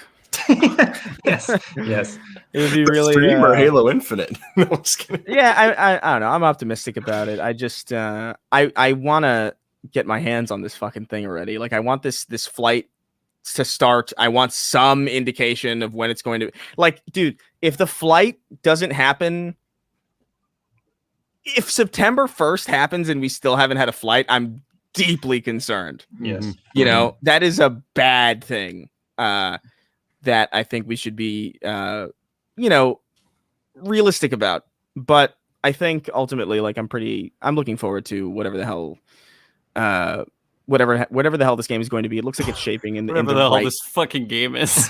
Yeah, it looks the parts that we've seen look great. I think the campaign looks fantastic. All the cutscenes that I've seen so far have just been pretty on point as far as like tone and just the way they use sound and even just, you know, the cinematography of it, you know, just the way that it's shot and this kind of one shot style that has been kind of hinted at throughout all of this, every single campaign reveal we've had so far. I think it's really cool. I think it's really interesting. I'm glad they didn't go like a Dying Light route where it's like, I'm talking to somebody, so I'm locked here now, and I'm looking at this person, and that's the whole cutscene. And like, I'm glad that we still have some of that, you know, that potential for great cinematic moments that showcase the characters in a way that's, you know, really cool and really evocative of cinema in ways that I always felt the original trilogy was, and even, you know, 4 and 5 were pretty good at. Like, I know people have different preferences of how FPSs should deliver their story. Some people prefer the Far Cry, BioShock method, and I love that method as well. But I think a good Halo is not a good Halo if it doesn't have any cool fucking cutscenes. You know, I want that space pickle. Favin did a live. The YouTuber Favin, he's pretty entertaining. Is it Favin or Favin? I've always pronounced it Favin. I'm Russian, so I pronounce it Favin because that seems more natural. But he, in his breakdown of the reveal of like Chief, you know, just like standing there, he made a great point, which is Chief did absolutely nothing. He just stood there silhouetted against the vastness of space, looking cool, and that was probably the most badass thing Chief has done in a cutscene in like a very long time. Just standing there and looking cool. Yes, agreed. Fabian. There's a couple questions I wanted to grab before we since we're getting closer to the end here. There's a couple questions I saw recently that I thought were interesting. One of them was well, first off, somebody said, what, you guys haven't heard of this character from Halo Legends? I'm like, no, sorry, I haven't actually seen Halo Legends personally. I don't know if you guys have. But I watched it, but I just don't remember that character. It's been a while. Sorry. So I can't add to that question. Yeah, I've seen the Duel, which I love. The Dragon Ball Z one, where it's the Spartan 1337 fighting the dinosaur. Yeah, that one was fun. I feel like there was. Am I wrong? Was Heart of the Midlothian? Was that a fucking? That might be something else. I don't remember much of Halo Legends as far as story goes. Like, I do remember like bits and pieces. I remember like the Arbiter one was cool, and that Akira Toriyama looking one was pretty cool. But aside from that, the rest of them are kind of. And there was that one with Cortana like kind of in the ship with Chief in cryostasis and like talking to herself. I thought that was a great one too. But I'm not gonna remember a fucking character from that show. Right. Here's a question for both of you guys. What's a Halo video you've wanted to make but have not gotten around to it? I've made the ones that I want to make. I feel like I'm tapped out. I feel like I made everything that I wanted to. A let's play of Halo Infinite. I haven't gotten to do that yet. Yeah. Man, that's a great question. Serious Halo videos or like trivial mundane nonsense that doesn't actually matter? Because my turret video that I uploaded talking about how I think the animations and the presentation of the turrets have degraded with each Halo game. Someone was like, I see you're running out of ideas. It's like, no. I have folders of weird trivial nonsense like this that I care way too much about. I actually subscribed to your channel, and then also Gold Team. My brain's not working right now. He always has Gold Team Productions in the beginning of his thing. General Heat. Yeah, General Heat. I subscribed to you guys for the same reason, like just things that I would never think of, and you guys have expanded upon it for like between 10 and 20, even 30 minutes at a time, and I'm like, all right, I'm in. Let's see what this is. That turret video was good. I agreed with pretty much everything about it. That's another one of those things where I didn't really notice it before, but then once you pointed it out, I'm like, oh, this is awful. I definitely noticed it, but like I never thought it would be like I didn't think like it would be worth me making anything about it because I was like, who's gonna care about this? I'm glad that you just did it anyway. I brought to Gaming is very personally serious fixing. He's fixing Halo personally with all of his videos. Yes. There's also this question that we kind of answered this in the beginning, but like we want there to be other environments. But as far as not being on the ring, do you think we'll be anywhere else besides the ring? That cutscene makes me think he's gonna at least be in one Covenant ship because it looks like he's floating towards one. We gotta be in at least one fucking banished ship or something, right? Like I can't imagine. Banished, yeah. Well, that's what he's floating towards, right? Yeah. It's somebody pointed out something interesting in my comment section, which is Combat Evolved starts with Chief being woken up from sleep and aliens invading his ship. Halo Infinite seems to start with Chief being woken up and invading an alien ship. I like it. It's awesome. And he was like, is that deliberate? Do they do that intentionally? Yeah, I don't know. Yeah, I think they must be, because they're thinking about so many other things, like doing the old CE capture the flag logo. It's like, who would have thought to bring that back? Even the Razorback. Someone pointed out the name Razorback is a deep, deep callback to I Love Bees from Halo 2. Yeah. Which is just like, what?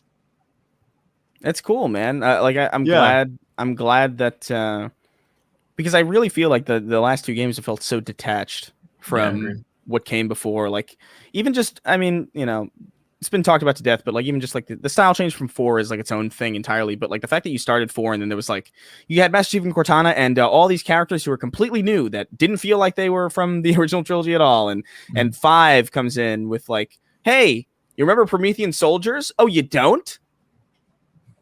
Okay.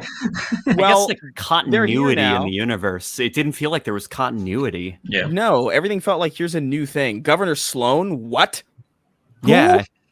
What is this? And then like the premise of a Promethean vehicle at all is just really confusing. Like, we made a vehicle for robots that can teleport. For robots that are made out of floating pieces.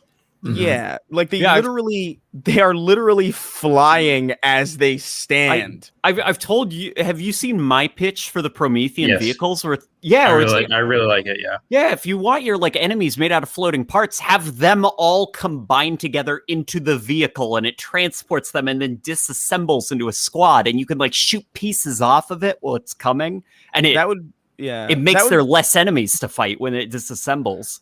That would solve a problem, but also introduce the problem of turning it into kind of like a Transformers game. That, also, I don't want any more fucking Prometheans. I don't want any more floating stuff. Yeah. Like, it's I want to shoot aliens. With all those, like, I want to shoot aliens. You know, like I don't want to. I don't want this. I don't want it to be like a Gears of War 4 situation where like we got to fight the DBs, and it's like what. My friend back in 2017, I had him over and we played the Halo 5 campaign together with 2 Xboxes because no split screen. And at some point we were like in a Forerunner environment and there were lens flares everywhere and there were Prometheans teleporting around and like screaming. And he was just like, he just said, "What the fuck am I playing?" Like, it just didn't look like Halo. And it was just like a funny moment of like, what is this? It's a really, man. So this question here is interesting because on the forefront of it, I was like, hey, that doesn't make any sense because we'll just get custom helmets and armor and all that other stuff. But I mean, I guess that could be a thing. Asking this because that cutscene where you see the Spartans lined up with Spartan Laureate or whatever her name is. So you see their faces. So if that's like that, if that's your character lined up with those other people, it's very possible you could customize the face. Right, that's what I'm saying. Like, it seems like it's something that could happen, but I really don't know. I don't think it's going to happen. I think that was like a pre-rendered cutscene meant to introduce it. Yeah, I from a production standpoint, like, is it worth the money to like do some kind of crazy like face cosmetic, like, and you're not going to see it in the multiplayer? Yeah, and you're never going to see play it without your helmet. I don't see that happening. I just don't see it as a worthy delegation of resources, especially unless there's for like a hub or something where you can walk around. I do hope that Academy is like a free roam kind of that would be like kind of a cool thing. Like if the Academy was a 3-dimensional space and you kind of like wandered into, here's the training room. I'm going to walk into the training room. I normally don't like that shit. I don't like it. I don't like the Fable 3, like your inventory is a physical space. Like I don't necessarily care for it in that sense, but it'd be kind of cool to have a place where you can walk around and kind of just have your armor and have people see it. But I just don't see your face customization ever being a thing in Halo, and I don't think it needs it either. Yeah, I don't think so either, but we'll see. Well, am I wrong with that Spartan Academy thing that there's going to be a section where you can walk in and like learn about the lore? it looked like that. It looked in engine and not like a cutscene type thing. It looked like gameplay. You were following that robot leg lady. Well, I forgot her name. Lorette, yeah. Yeah, she okay, playable tutorial for multiplayer? Mhm. Interesting. Yeah. It looks cool. Yeah. I appreciate it. All right, let's see here. As far as the trailers go, which one's your favorite so far? Oh man. We've had 4 years of them. Yes, exactly. And we've had about 4 of them. I think my favorite is the first one they revealed that like Chief's armor was back to normal. And I don't know, that moment for me was just, I was so excited, and it really didn't matter what happened after that. I was going to buy the game. Yeah, I know I'm a sucker, but whatever. I that was a really special. You're talking about the engine trailer, right? Where Yes. they first showed off. Hey, here's and nobody knew what it was, and people were like, I remember watching it live and being like, "Is this Halo? Is it like what is this? Is this Fable? Like what the fuck is it?" Like you had no idea. Like rhinos and deer and like. Oh, crazy yeah, shit. that one. And then it zooms out, and I remember this visceral reaction where it's like, "Oh, that's Master Chief, cool." And then it focused, and it was the classic helmet, and I was like, "Oh, fuck!" It's like I was screamed actually because I didn't think that would happen. I just thought we were stuck with this hideous design forever. Like I really I lost hope, and then that shot was just like, oh shit, they really actually listened. This It is was the so trailer you're good. talking about. In right? retrospect, also, the music that's playing, like the strings that are doing their thing, it's a recreation of a song from Halo 3. It plays in the first mission, Sierra 117, like the da da da. It was subconsciously speaking to Chris in Halo 3 tones. That's yeah. Yeah, it's like somebody pointed that out, and I guess Kazuma Jinochi even confirmed it on Twitter because he composed the music for it, and he was like, "Yeah, it's my favorite piece from Halo 3. I wanted to do it for this trailer." That's like I remember it slightly, but I remember just like being like, oh, but this doesn't look like Halo. It's fucking nature shit. Like I thought it could have been like Zoo Tycoon, you know, or like literally anything. Like this doesn't scream, and by the way, this is what's fun about watching these things live.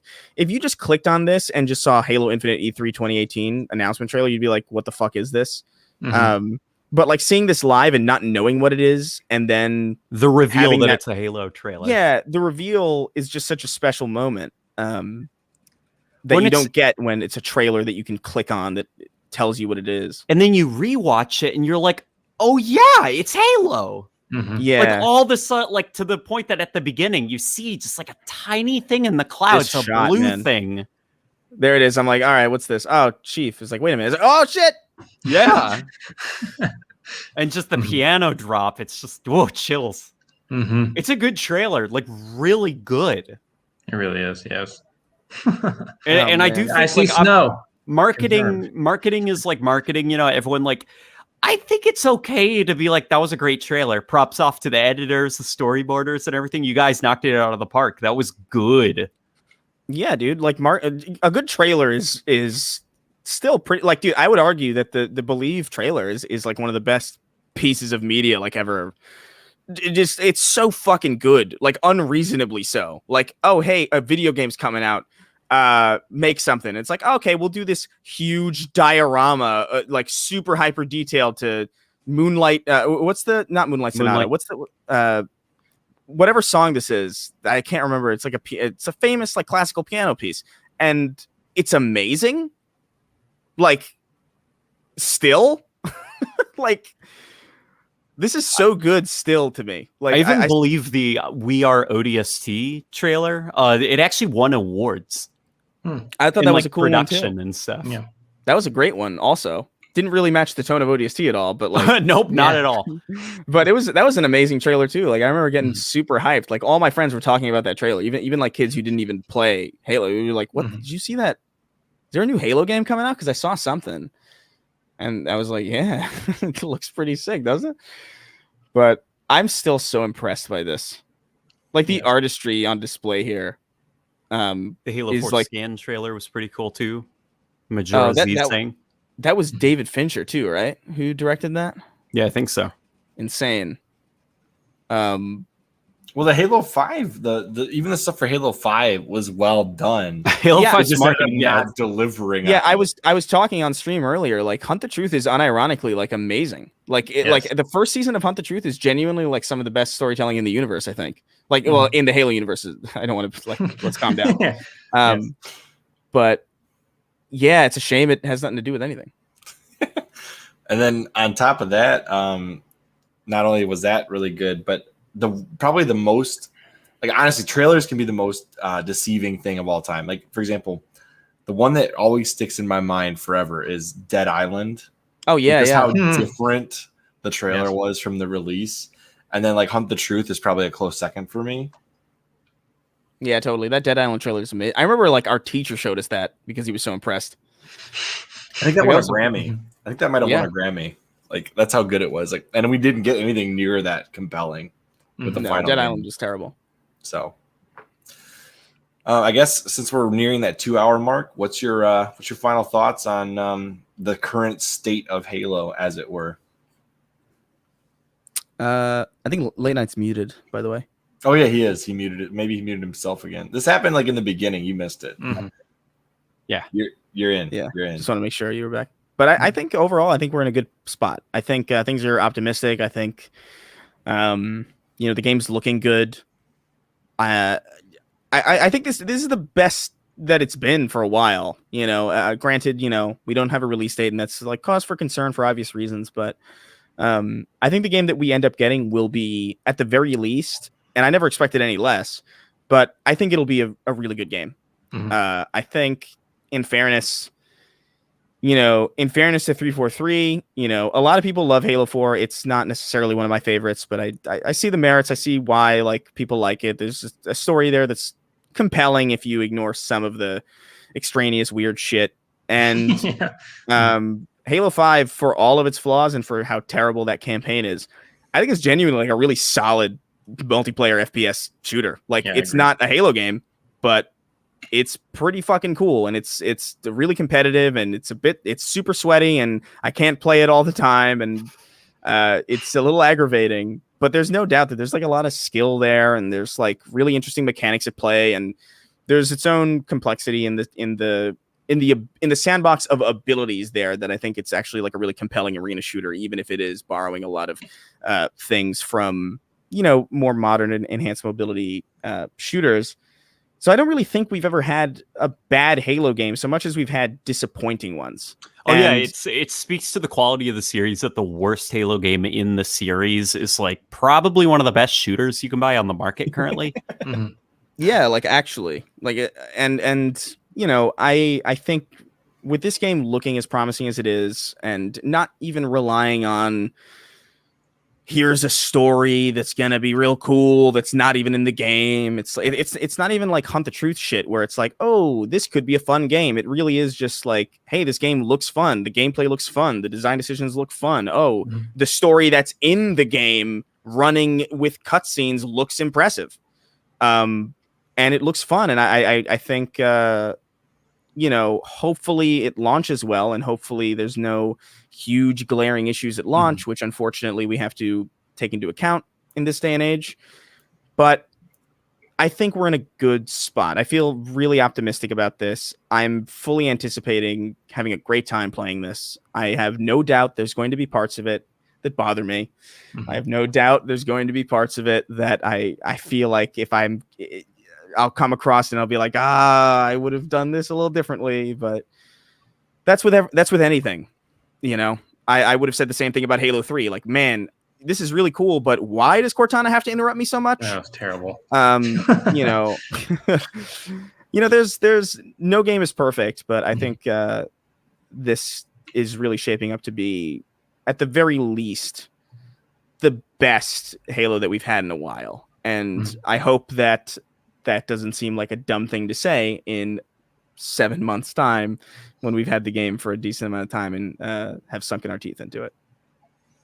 And Late Night is muted again. There you go. You're back in. Yeah, I didn't like Halo 5 or its multiplayer, and as somebody who is very anxious about Halo Infinite from a gameplay standpoint, I'm like, dude, it looks pretty good. Mhm. It's gonna be a pretty good Halo game. Yeah. The best? I'm not really. No. I'm not.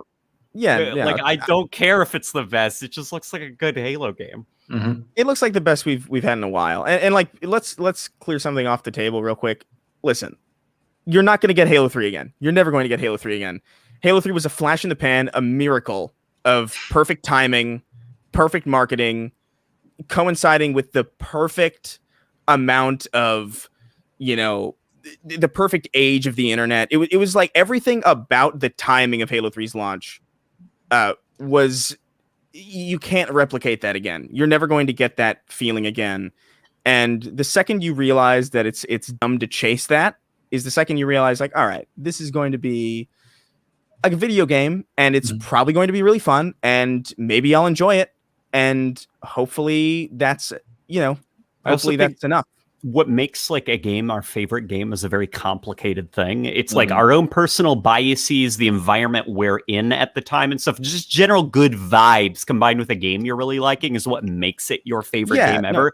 So like you can't manufacture your next favorite game. That's a very situational thing. So it's like, don't expect this to be life-changing or whatever. It's just gonna be a solid Halo game.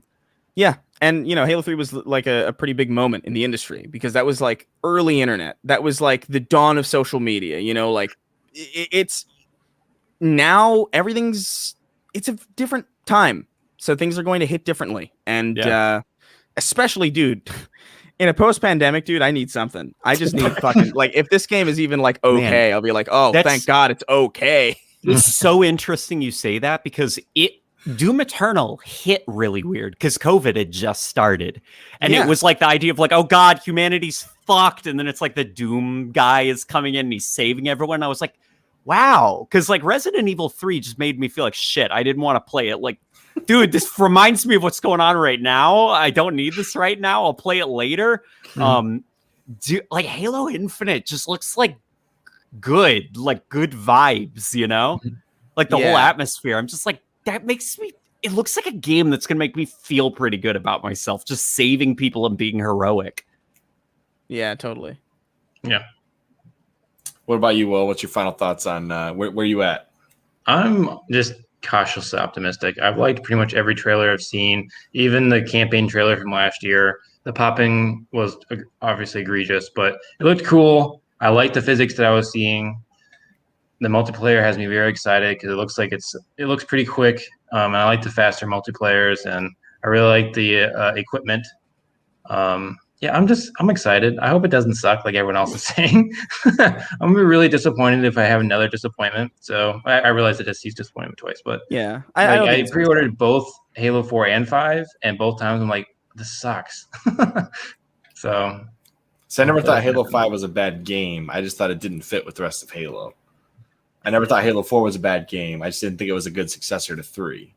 So like Chris was saying, like context matters, timing matters, all of these things matter. You don't want Enya writing a Megadeth song, It's just like Enya's fine, people like Enya, but it's not going to get me to work out. So finishing this thing off. All right. I'll give you guys my thoughts real quick. As far as Halo Infinite goes, even that trailer last year in December timeframe, or not December, what was it? E3? July? Yeah. Say July of last year. I was on board. I was going to buy it regardless of the pop-ins, the graphical glitches. Like, it looked good. It looked like the gameplay was tight. You had some weird graphical things going on, but it's not like anything was broken. The foundation of it looked good. Mm-hmm. Exactly. Like there was nothing there that was like, oh, this game's I'm gonna shoot a gun and all of a sudden I'm gonna like die. Like it's not the way it's gonna work. Halo was always going to work. It's just it was never gonna like it's gonna look better now. Yeah, you know what I mean. So like I was gonna buy it anyways. I thought it looked like it was playing well. That's what mattered to me. But yeah, I mean, we'll have to see. I'm looking forward to it. I'm going to buy it. I'll probably get an Xbox Series X to play it with. And that'll be the end of it for me, I guess. All right. So I just want to give you guys a quick little shout out. If you guys are not subscribed to Chris's YouTube channel and you're watching it somehow, I don't know how you found us, but you should subscribe to Chris's channel and also subscribe to Late Night Gaming's channel. And if you're interested, Chris also has a Twitch channel and several other channels that he's pretty passionate about, like the Snark Tank and Sacred Symbols, and Array of the Game is another channel he does. That's not really anything, but I just like to point it out because I want to face. I like the it is a good. I love that profile picture. I am probably gonna post there more though in the future. So okay, yeah. But he does have a Twitch channel. It's like Twitch. It's twitch.tv/Chris Raygun, right? Just straight up. Okay. Yeah. So go check him out there. He does live streams pretty often. I'm surprised how often he mods on there. Or not mods on there. Streams on there. I'm a mod, but he streams, and occasionally I see something that shouldn't be there, and I do a little bit of moderation for him, but that's not whatever.